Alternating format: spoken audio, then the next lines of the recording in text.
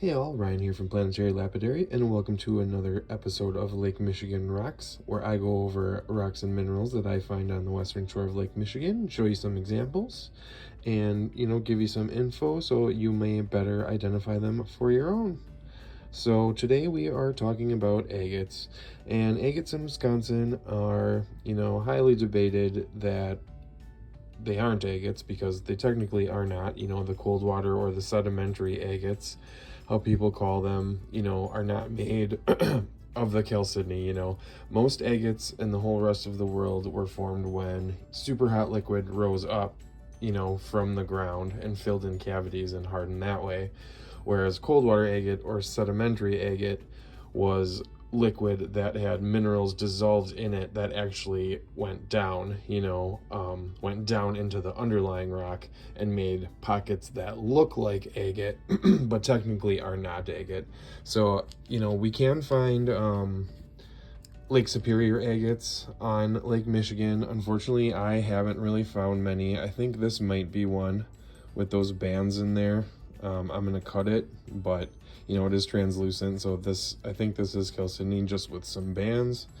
And then I have this little one, which may or may not be just a little nub end of one where you can kind of see those bands starting. But other than that, I haven't really found any other Lake Superior agates down where I'm hunting, western shore of Lake Michigan, south central Wisconsin. I do find a lot of the actual ones that look like the sediment. So this one, is maybe just sandstone and limestone. Most of the time you're going to find this in pockets in limestone, and a lot of times will accompany like with Jersey pockets too. Here's sort of a wavy one that I found. Just a really cool pattern in there, how the layers got included in there, and then you can see that limestone on the back again. And then just a couple other ones that might actually look like the, more sandstone, more sedimenty, to take the name of the sedimentary agate. But again, these are not actually agates because they aren't made of the chalcedony like all other agates are. There's a big bolter that I found with another little pocket that I think goes through the back there. But generally the cold water ones that I find are going to be in rocks with skin like this, white to like a yellowish brown, and they're generally just going to be a little pocket like that. And it does look like agate banding, and we do call them cold water agates, but again, they technically are not agates because they're just not made out of that same material. But anyways, you can find these cold water agates. There's another decent one. You can see the pattern kind of coming through. And then right there, big pocket all the way through. Again, that same host. A lot of times with chert, here's a really cherty one. So we got this big pocket over here, bunch of chert, and then we got this pocket right here. You can kind of see the agate bands on that. And I'll show you some close-ups at the end as well. But a lot of times I will find these just in with fossils, in with chert. Here's a really good one, a really good pocket that I found just recently.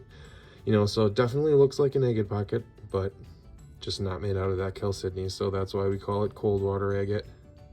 Really, still really, really cool looking, and they still really shine up nice. I'll show you some shiners at the end here. So here's one that has a horn coral in the bottom, and then you can see it's just got that pocket right there that's connected right to that fossil, goes through. Another kind of crazy wispy pocket right there of it. But I find a lot of pieces like this that have just little pockets in them. You can definitely tell because they have that agate shape, the shape of the pocket, the edges like that. This is another one just right on the end of a big piece of limestone.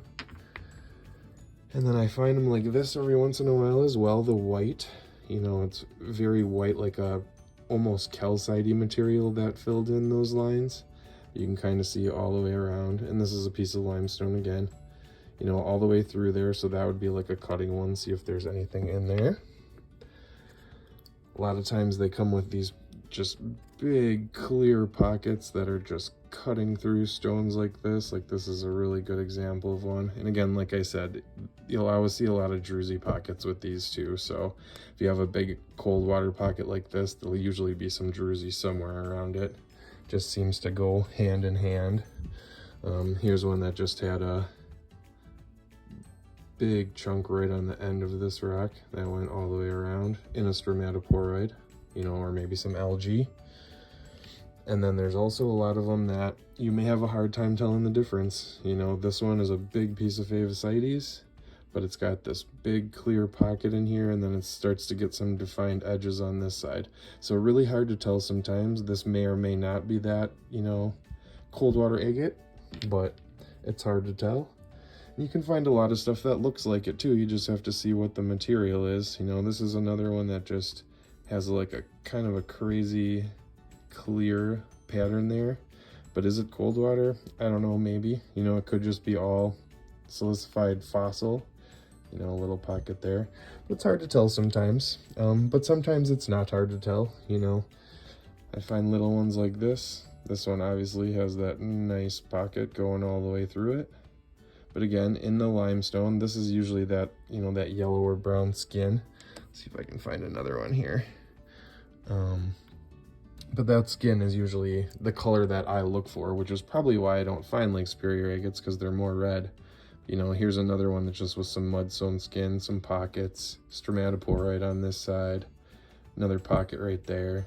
You know, a lot of times in fossils. Then I do have some stuff. This was one of the first really super nice pieces I found, and you can kind of tell perfectly what happened here. You know, it just kind of layered up with those agate formations. Again, not chalcedony, but you can kind of tell, you know, there's bubbles in there. Kind of goes all the way through to the back side, and you can see the edges, and then right on this tip, I think, yeah, there's a nice little pocket right there. So it really, really looks like agate. It's just something different. But we're going to call them cold water agate, and we're not going to stop, because that is what they are. And then this is the first one that I actually found that was actually a nodule. So you can tell that this is not chalcedony around here. You know, right there is limestone. There is some clearer stuff. Who knows what it is. But this one you can really tell, you know, all the layers in there. They're generally this color as well. You know, I don't really find other ones that are red, you know, definitely no reds or anything. Here's another one that I cut, if I can get where's the pocket on this one? Yeah, like right there. This is one that I recently cut that just had a little pocket in it right there. Another recent cut one. You know, and that's why I cut these things, to try to get some of these patterns out. So that one's got kind of like a geode pocket going through it, but you can see all the little pockets.